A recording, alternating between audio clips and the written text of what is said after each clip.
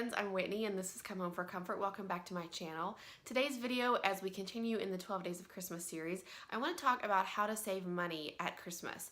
And this video really would be probably better served early on in like November as you're planning for Christmas, but I think it's important to talk about it right now because you're probably feeling the crunch. You're probably feeling the tug on your wallet, you're feeling the burn, you're feeling the pull of all of the things that need your money right now, and it can be a little stressful when it's supposed to be the most wonderful time of the year. It can be very stressful with all of the things that we need to spend money on in December.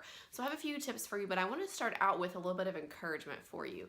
I think especially with social media, Instagram, YouTube, it's easy to become dissatisfied with what we're able to do for our families when you see cat noise in the background, sorry.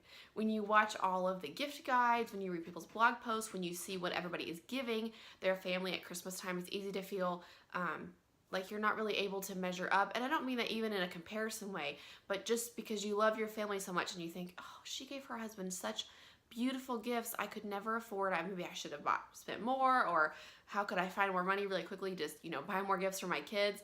And I just want to remind us that I think most of us have a good relationship with our husbands, our children, our siblings.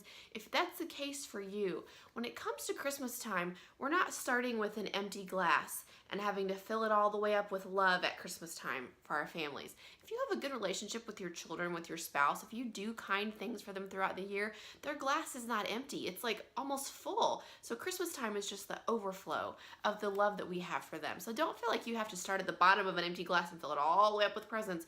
You're already up here. Just do a little overflow. And again, let them know how much you love them, but you don't have to go crazy because they do know that you love them. So that's my encouragement for you.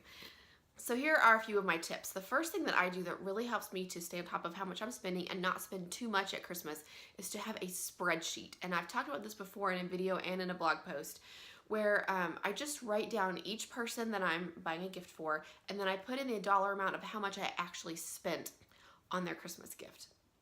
That helps me to kind of see the overall picture of each person plus what I'm spending total. And that way I can kind of keep things even if I want to within the children or siblings or that kind of thing. And it just helps me to really keep a good track on how much money I'm spending to see if I have maybe more room in my budget or if I'm really pushing it and need to find some smaller things to finish out someone's gift because I'm already at the budget. And that just helps me to stay within what I've set. It's just to keep track of what I'm spending. Another idea that I have is to, after you started purchasing Christmas gifts, is to get little bins and just put each person's group of gifts in a little bin. So in my home office right now, I have bins with lots of gifts. I can't show you any of them because they might give away someone's Christmas present. But I just have little bins that I had left over from, projects that I'm not using to organize right now, where I just put all the gifts in there, and that helps me keep track of them, but also I can kind of see, especially for the children in my family, like, okay, I have a good amount of gifts for them, or for somebody else, like, oh, that's really all I have. I need to find something else to fill out their gift. It just really helps me to kind of see what I have, to keep track of it, and also so I don't forget that I bought something. I do buy gifts early on in the year, so I go ahead and include those gifts in my little pile so I can kind of see all at once, here's what I have, and I know everything that I've purchased and I don't forget anything, because that totally happens, right? So if you don't want to do the spreadsheet idea where you track everyone's gifts in a spreadsheet, you could even just put like a little post-it note in each bin and just kind of write down how much everything costs, so you could just go around and see at a glance how much you've spent, and that would help you as well. Another tip I have is to take advantage of the sales and deals on things that are not for gifts. So for instance, Target runs a lot of really great deals during December, and I've already taken advantage of many of those, like 15% off all household purchases. They did a beauty deal last week that I took advantage of. Walmart, I know, is doing like a discount if you have things shipped to their store instead of shipped to your home.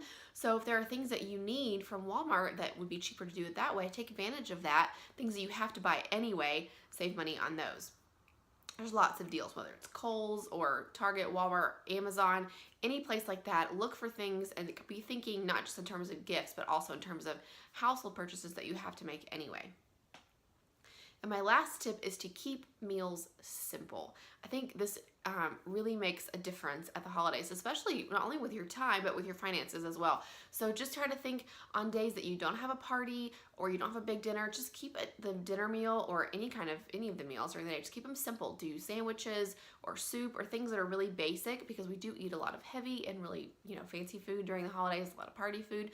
So it doesn't hurt anybody to have a simple meal. So don't feel like you have to buy your same grocery amount every week. I try to kind of adjust that on a week that if I'm hosting a holiday dinner at my home, the other meals that week I keep really simple, incorporating leftovers, and do what I can to kind of lower my grocery budget, because if you're spending more on party food and that kind of thing, it helps to really decrease what you're spending in other areas of your grocery budget.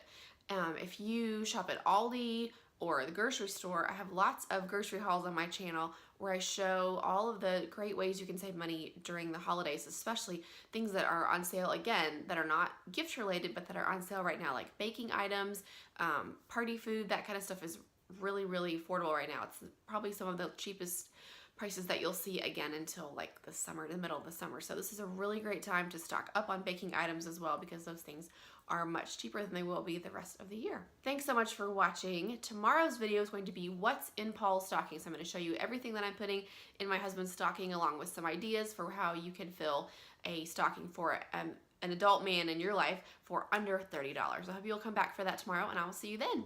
Bye.